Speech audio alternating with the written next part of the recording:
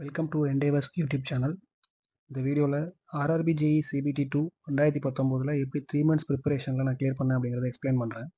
CBT 1 answer key release பண்ணதுலேருந்து CBT 2க்கு இருந்த இந்த 3 months கேப்பை யூஸ் பண்ணி தான் நான் படித்தேன். நான் ஒர்க் பண்ணிட்டே தான் படித்து இந்த எக்ஸாம் கிளியர் பண்ணேன். ஸோ ஒர்க்கிங் பர்சன்ஸ் இதே ஸ்ட்ராட்டஜியை ஃபாலோ பண்ணலாம். ஃபுல் டைம் ப்ரிப்பேர் பண்ணுறவங்க இந்த ஸ்ட்ராட்டஜிலேருந்து அவங்களுக்கு என்ன வேணுமோ எடுத்துக்கிட்டு அதுக்கேற்ற மாதிரி அடாப்ட் பண்ணிக்கலாம். ஸோ என்னோட ஸ்ட்ராட்டஜியவே ஒர்க்கிங் பர்சன்ஸ் ஃபுல்லாகவே ஃபாலோ பண்ணலாம். ப்ரிப்பரேஷனுக்கு நான் யூஸ் பண்ண புக் எல்லாமே டிப்ளமோ புக்ஸ் தான். உங்களுக்கு டிப்ளமோ புக் அவைலபிள் இல்லை அப்படின்னா ஆர்எஸ் குருமி புக்கோ இல்லை ஆர்கே பன்சாலோட அப்ஜெக்டிவ் எக்ஸாமினேஷன் சொல்கிற புக்கெலாம் யூஸ் பண்ணலாம். எந்த புக்கு யூஸ் பண்ணாலுமே இந்த மாதிரி சிபிடி டைப் எக்ஸாம்ஸ்க்கு புக்ஸ் வந்து ஒரு 60% தான் ஹெல்ப் பண்ணும். ரிமைனிங் வந்து ப்ரீவியஸ் இயர் கொஸ்டின்ஸ்லேருந்தும் ஆன்லைன் மோக்ஸ்லேருந்து நம்ம கேதர் பண்ண முடியும்.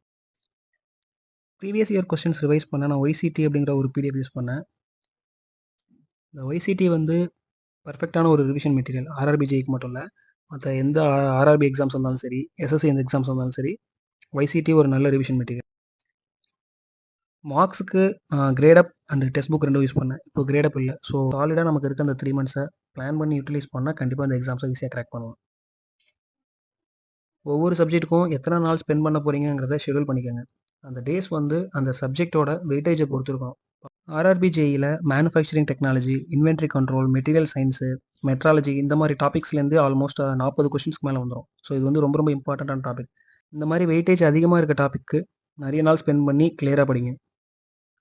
அப்புறம் second important thermal, air conditioning and refrigeration, fluid mechanics இந்த மாதிரி சப்ஜெக்ட்டுக்கு மினிமம் 5 days 4 days கொடுங்க.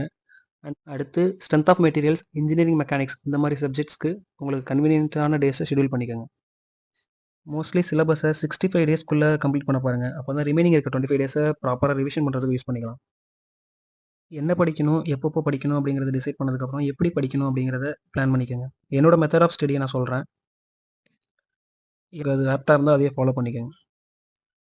நான் concept, previous year questions and online mock இது மூணுத்தையுமே சிமில்டேனியஸாக தான் கவர் பண்ணேன். ஃபார் எக்ஸாம்பிள் இப்போ ஸ்ட்ரென்த் ஆஃப் மெட்டீரியல்ஸ் படிக்கிறோம் அப்படின்னா அந்த புக்ஸில் இருக்க கான்செப்டை படிச்சுட்டு அதுக்கு ஒரு நோட்ஸ் மேக் பண்ணி வச்சுக்கோங்க. அதுக்கப்புறம் ஸ்ட்ரென்த் ஆஃப் மெட்டீரியல்ஸ்க்கு ஒய்சிடி பிடிஎஃப்ல இருக்க ப்ரீவியஸ் இயர் கொஸ்டின்ஸை அனலைஸ் பண்ணி அந்த நோட்ஸை ஃபர்தராக அப்கிரேட் பண்ணிக்கோங்க. இந்த புக்கில் இல்லாத நிறைய இன்ஃபர்மேஷன் அந்த உங்களுக்கு பிடிஎஃப்லேருந்து கிடைக்கும். ஸோ அந்த நோட்ஸை ஃபர்தராக அப்டேட் பண்ணுறது மூலமாக ரிவைஸ் பண்ணும்பொழுது உங்களுக்கு ஈஸியாக இருக்கும். இந்த ரெண்டுத்துலேயும் இல்லாத நிறைய விஷயங்கள் ஆன்லைன் புக்லேருந்து உங்களுக்கு கிடைக்கும். ஆலிவர் போர்டு இல்லை டெஸ்ட் புக்கில் இருக்க சாப்டர் டெஸ்ட், அப்புறமா செக்ஷன் டெஸ்ட் இது மாதிரி எல்லாத்தையும் கிளியர் பண்ணிவிட்டு உங்கள் நோட்ஸை ஃபர்தராக அப்டேட் பண்ணி வச்சுக்கோங்க. இப்படி அப்டேட் பண்ணி வச்சுருக்க அந்த நோட்ஸை ஃபைனல் ரிவிஷன் நோட்ஸாக யூஸ் பண்ணிக்கோங்க. இப்போ ஸ்ட்ரென்த் ஆஃப் மெட்டீரியலுக்கு 5 நாள் நீங்கள் அலாட் பண்ணிங்கன்னா அந்த 5 நாளுக்குள்ளேயே கான்செப்ட், ஒய்சிடி, ஆன்லைன் மோக்ஸ் எல்லாத்தையுமே கம்ப்ளீட் பண்ணி ஃபைனல் ரிவிஷன் நோட்ஸ் ரெடி பண்ணி வச்சுக்கணும். இதே மாதிரி ஒவ்வொரு சப்ஜெக்ட்ஸ்க்கும் ஃபைனல் ரிவிஷன் நோட்ஸ் ரெடி பண்ணி ஃபைனலாக ரிவைஸ் பண்ணுங்கள். ப்ளஸ் இது இல்லாமல் வீக்லி 2 இல்லை 3 ஃபுல் மோக் டெஸ்ட் அடிச்சு பாருங்கள். இப்போ சிலபஸ் ஃபுல்லாக கவர் பண்ணலனாலும் பரவாயில்ல, ஃபுல் மோக் டெஸ்ட் வந்து வீக் 1லேருந்தே ஸ்டார்ட் பண்ணுங்கள். சிலபஸ் கவர் பண்ணாமல் ஃபுல் மோக் டெஸ்ட் அடிக்கிறதுல என்ன யூஸ் அப்படின்னு கேட்டிங்கன்னா, இப்போ ஃபஸ்ட் வீக் வந்து இன்ஜினியரிங் மெக்கானிக்ஸும் தெர்மலும் பிளான் பண்ணியிருக்கீங்க அப்படின்னா அந்த 2 சப்ஜெக்ட்ஸையும் ரிவைஸ் பண்ண மாதிரி இருக்கும். இனிமேல் நீங்கள் படிக்க போகிற சப்ஜெக்ட்ஸ்க்கு எக்ஸாம் பாயிண்ட் ஆஃப் வியூலேருந்து எந்த மாதிரி கொஸ்டின்ஸ் கேட்குறாங்க அப்படிங்கிறத ஒரு அண்டர்ஸ்டாண்டிங்கும் உங்களுக்கு கிடைக்கும். ஸோ ப்ரிப்பேர் பண்ணும்பொழுது உங்களுக்கு ஒரு ஐடியா இருக்கும் எந்தெந்த டாபிக் இம்பார்ட்டன்ட், எந்தெந்த டாப்பிக்லேருந்து எந்தெந்த மாதிரியான கொஸ்டின்ஸ் கேட்குறாங்க அப்படிங்கிறது. இந்த மாதிரி எக்ஸாம் ஓரியன்டாக ஸ்மார்ட் அப்ரோச் பண்ணால் மட்டும்தான் 3 months இன்ஜினியரிங் சிலபஸை கவர் பண்ணி நம்மளால் எக்ஸாம் கிளியர் பண்ண முடியும். இன்கேஸ் உங்களுக்கு ஃபுல் மோக் அடிக்கிறதுக்கு டைம் இல்லை அப்படின்னாலும் பரவாயில்ல, ஜஸ்ட் சப்மிட் பண்ணிட்டு கோ த்ரூ த ஆன்சர்ஸ். நமக்கு தேவை எல்லாமே அந்த கண்டென்ட் அந்த ட்ரெண்ட் ஆஃப் கொஸ்டின்ஸ் தான். ஒய்சிடி மாதிரி பெரிய பிடிஎஃபாக கவர் பண்ணுறதுக்கு ஒரு ஸ்ட்ராட்டஜி இருக்குது. 100 questions per day இல்லை 15 pages per day அந்த மாதிரி ஒரு ஸ்ட்ராட்டஜி வச்சுக்கிட்டு டெய்லி 100 questions படிக்கிறது மூலமாக பெரிய பெரிய பிடிஎஃப்லாம் ஈஸியாக கவர் பண்ணலாம். 10 days படித்தாலே 1000 questions கவர் பண்ணிடலாம். 60 daysனா 6000 questions ஈஸியாக கவர் பண்ணிடலாம். ஆனால் இந்த மாதிரி படிக்கிறதுல ஒரு விஷயம் இருக்குது, கமிட்மெண்ட். 2 நாள் 3 நாள் படிக்காமல் விட்டுட்டிங்கனாலே 200-300 questions அக்குமுலேட் ஆகிடும். அதை பின்னாடி கவர் பண்ணுறது ரொம்ப கஷ்டம். பொதுவாகவே கவர்மெண்ட் எக்ஸாம்ஸில் கிளியர் பண்ணுறவங்களுக்கும் கிளியர் பண்ணாதவங்களுக்கும் இருக்க ஒரே வித்தியாசம் டெடிகேஷனும் கமிட்மெண்ட் தான். ஒரு நாள் எந்திரிச்சு கான்செப்ட் படித்து ப்ரீவியஸ் இயர் கொஸ்டின் படித்தா போதாது, அது ஒவ்வொரு நாளும் பண்ணணும். நெக்ஸ்ட் சேம் டெடிகேஷனோட மோட்டிவேஷனோட நெக்ஸ்ட் 90 days அந்த ப்ரிப்பரேஷன் பண்ணணும். நீங்கள் சிலபஸ் ஃபுல்லாக கவர் பண்ணதுக்கப்புறம் ப்ராப்பராக ஃபுல் மோக் டெஸ்ட் ப்ராக்டிஸ் பண்ணலாம். அப்படி ப்ராக்டிஸ் பண்ணும்பொழுது உங்கள் மோக்கை எப்படி அனலைஸ் பண்ணணும்னா, ஃபஸ்ட் நான் டெக்னிக்கல் எவ்வளோ மார்க் எடுத்திருக்கீங்க, டெக்னிக்கல் எவ்வளோ மார்க் எடுத்திருக்கீங்கிறத செப்பரேட்டாக நோட் பண்ணி வச்சுக்கோங்க. நீங்கள் மோக்ஸில் தப்பாகிற இல்லை ஸ்கிப் பண்ணுற கொஸ்டின்ஸாக 3 டைப்பாக கேட்டகரைஸ் பண்ணலாம். ஃபஸ்ட் ஒன் வந்து உங்களுக்கு அந்த கான்செப்ட் தெரியும் நல்லாவே, பட் ஆனால் ஞாபகம் இல்லை அந்த டைமில், இல்லை சில்லி மிஸ்டேக்ஸ்னால தப்பு பண்ணிட்டீங்க. செகண்ட் ஒன் வந்து அப்ராக்சிமேஷன் மெத்தட்லயோ இல்ல எலிமினேஷன் மெத்தட்லயோ மத்த 3 ஆப்ஷன் இல்ல அப்படின்னு சொல்லி ஒரு ஆப்ஷன நம்ம சூஸ் பண்றது. அந்த மெத்தட்ல தப்பா வருது. 3வதா அந்த டாபிக் என்னன்னே தெரியல அப்படின்னா, அது 3வது கேட்டகரி. மொத 2த்தையுமே வந்து நீங்க ப்ராப்பரா ரிவிஷன் பண்றது மூலமா சால்வ் பண்ணலாம். இந்த 3வது கேட்டகரிய என்னென்ன டாபிக்ல இந்த மாரி உங்களுக்கு ஐடியாவே இல்ல அப்படின்னு தப்பா வரீங்களோ, அது எல்லாத்தையுமே நோட் பண்ணி வச்சுக்கிட்டு வீக்கெண்ட்ஸ்ல ரிவைஸ் பண்ணுங்க. நீங்க சிலபஸ் முடிஞ்சு ஃபுல் மார்க் டெஸ்ட் ஸ்டார்ட் பண்ணும்பொழுது இந்த மாரி டாபிக்ஸ் 20, 30 மாட்டும்.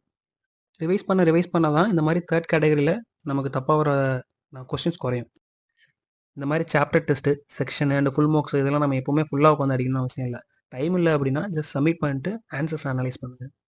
இன்கேஸ் ஒரு சப்ஜெக்ட்டுக்கு நீங்க 5 நாள் ஒதுக்கியிருக்கீங்க அப்படின்னா, 3 நாள்ல அந்த ஒர்க் முடிஞ்சிருச்சு அப்படின்னா, remaining 2 days SSC, JE previous year கொஸ்டின்ஸ்ல ஸ்பெண்ட் பண்ணலாம்.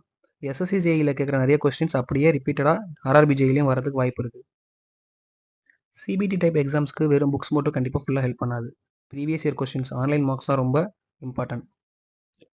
ஸோ நீங்கள் ட்ராவல் பண்ணுறீங்க, புக்ஸை வச்சு படிக்க முடியல அப்படின்னா, நீங்கள் ஆன்லைனில் மாக் டெஸ்ட் அடிக்கலாம். இல்லைனா ப்ரீவியஸ் இயர் கொஸ்டின்ஸை ரிவைஸ் பண்ணலாம். எப்பப்போலாம் டைம் கிடைக்குதோ அப்பப்போலாம் நீங்கள் full and full previous year கொஸ்டின்ஸோ இல்லைனா ஆன்லைன் மார்க்ஸோ ப்ராக்டிஸ் பண்ணலாம். ஆர்ஆர்பி ஜேஇல இருக்க மார்க்ஸ் எல்லாத்தையுமே போட்டுட்டீங்க அப்படின்னா, எஸ்எஸ்சி ஜேஇல இருக்க ப்ரீவியஸ் இயர் கொஸ்டின்ஸை கண்டிப்பாக அனலைஸ் பண்ணலாம். இந்த மெத்தடில் படிக்கிறது கொஞ்சம் கடுப்பாக தான் வரும். எப்போ பார்த்தாலும் படிச்சுக்கிட்டே இருக்க மாதிரி இருக்கும். கொஞ்சம் டிப்ரெஸ் ஆகும். பட் வேறு வழி கிடையாது. லாஸ்ட் ஆர்ஆர்பி ஜேஇ 2019 கால்ஃபர் பண்ணாங்க. இப்போ 2024. 5 இயர்ஸ் ஒன்ஸ் கிடைச்சிருக்க சான்ஸை அவ்வளோ ஈஸியாக விட்டுறாதீங்க. 3 மாசத்துல இன்ஜினியரிங் சிலபஸ் கவர் பண்ணி எக்ஸாம் கிராக் பண்ணணும்னா கண்டிப்பாக ஹார்ட் ஒர்க் போட்டு தான் ஆகணும். ஏதாவது ஒரு ரீசனை வச்சு உங்களோட மோட்டிவேஷனை டெய்லி புஷ் பண்ணிட்டே இருங்க. நான் இயர்லியராக சொன்ன மாதிரி 65 டேஸ்க்குள்ளே நீங்கள் உங்கள் சிலபஸை கம்ப்ளீட் பண்ணி ஆகணும். ரிமைனிங் இருக்க 25 டேஸ் கண்டிப்பாக ரிவிஷன்ஸ்க்கு வேணும். லாஸ்ட் 3 வீக்ஸ் ரிவைஸ் பண்ணால் உங்களோட ஃபைனல் ரிவிஷன் நோட்ஸை நீங்கள் யூஸ் பண்ணிக்கலாம். இல்லைனா நான் இன்டென்ஸ் ரிவிஷன் வீடியோஸ் போடுறேன். ஒவ்வொரு இன்டென்ஸ் ரிவிஷன் வீடியோஸுமே previous year SSC JE, RRB JE base பண்ணி தான் இருக்கும். ஸோ ஒரு வீடியோ நீங்கள் பார்க்குறது மூலமாக ஒரு ஃபுல் கொஸ்டின் பேப்பரோட நாலேஜை கெயின் பண்ண எக்ஸ்பீரியன்ஸ் உங்களுக்கு இருக்கும். பிப்ரவரி ஃபர்ஸ்ட் வீக்லேருந்து நான் அந்த மாதிரி வீடியோஸ் போட ஆரம்பிக்கிறேன். நம்ம சேனலை சப்ஸ்கிரைப் பண்ணி வச்சுக்கோங்க. நம்ம எண்டேவர் யூடியூப் சேனலில் RRB JE concept videos and revision videos போடலான்னு இருக்கேன். அது மட்டும் இல்லாமல் RRB, NTPC, ALP, any other central government exams like SSC, CHSL, CGL, DRDO technician, IAF exams, இந்த மாதிரி எல்லா சென்ட்ரல் கவர்மெண்ட் எக்ஸாம்ஸ்க்கும் குவான்டி ரீசனிங்கோட கான்செப்ட் வீடியோஸ் அப்புறம் குயிக் ஷார்ட்கட் வீடியோஸ் ரெண்டுமே போஸ்ட் பண்ணுறோம். அப்புறம் ஜிகே, ஜிஎஸ்க்கு எக்ஸாம் பாயிண்ட் ஆஃப் வியூவில் எப்படி ப்ரிப்பேர் பண்ணுறதுங்கிறதுக்கு ப்ரிப்பரேஷன் கைடன்ஸ் வீடியோவும் போஸ்ட் பண்ணுறேன். அது மட்டும் இல்லாமல் இந்த எண்டேவர்ஸ் டிஎன்பிஎஸ்சி மட்டும் ப்ரிப்பேர் பண்ணிகிட்டு இருக்க தமிழ்நாடு ஆஸ்பிரன்ஸ்க்கு சென்ட்ரல் கவர்மெண்ட் எக்ஸாம்ஸ் பற்றின அவேர்னஸையும் இது கிரியேட் பண்ணும். நீங்கள் ஆல்ரெடி கவர்மெண்ட் எக்ஸாம்ஸ் கிளியர் பண்ணி ஒர்க் பண்ணிட்டு இருந்தாலும் இந்த எண்டேவர்ஸ் கம்யூனிட்டியில் ஜாயின் பண்ணிக்கோங்க. உங்களோட நாலேஜை ஷேர் பண்ணுங்கள். டிஎன்பிஎஸ்சி மட்டும் ப்ரிப்பேர் பண்ணிகிட்டு இருக்க உங்கள் ஃப்ரெண்ட்ஸுக்கும் இந்த வீடியோவை ஷேர் பண்ணுங்கள். அவங்களுக்கும் மற்ற எக்ஸாம்ஸ், சென்ட்ரல் கவர்மெண்ட் எக்ஸாம்ஸ் பற்றின அவேர்னஸை கொஞ்சம் கிரியேட் பண்ணுங்கள். என்னோட நெக்ஸ்ட் வீடியோவில் அந்த ஆர்ஆர்பி ஜேஇக்கு எந்தெந்த டாபிக் ரொம்ப இம்பார்ட்டண்ட், அதே மாதிரி எந்தெந்த டாப்பிக்லேருந்து எந்தெந்த மாதிரியான கொஸ்டின்ஸ் நீங்கள் எக்ஸ்பெக்ட் பண்ணலாம் அப்படிங்கிறத பற்றி டீட்டெயிலாக வீடியோ போடுறேன். கண்டிப்பாக ஆர்ஆர்பி ஜேஇயில் டெரிவேட்டிவ் டைப் ஆஃப் கொஸ்டின்ஸும் இருக்கும், ப்ராப்ளமேட்டிக் டைப் ஆஃப் கொஸ்டின்ஸும் இருக்கும். ப்ராப்ளமேட்டிக் இருக்கிறதுனால தான் விர்ச்சுவல் கால்குலேட்டர் கொடுத்துருக்காங்க. பட் கொஸ்டின்ஸ் வந்து கேட் லெவலுக்கு இல்லாமல் டிஃபிகல்ட்டி ரொம்ப கம்மியாக இருக்கும். ஸோ ஈச் டாப்பிக்லேருந்து எந்த மாதிரி கொஸ்டின்ஸ் நீங்கள் எக்ஸ்பெக்ட் பண்ணலாம் அப்படிங்கிற ஒரு கிளியர் கட் ஐடியாவோட ப்ரிப்பரேஷனை ஸ்டார்ட் பண்ணிங்கன்னா அது உங்களுக்கு ரொம்ப ஹெல்ப்ஃபுல்லாக இருக்கும். So stay connect with me. நன்றி.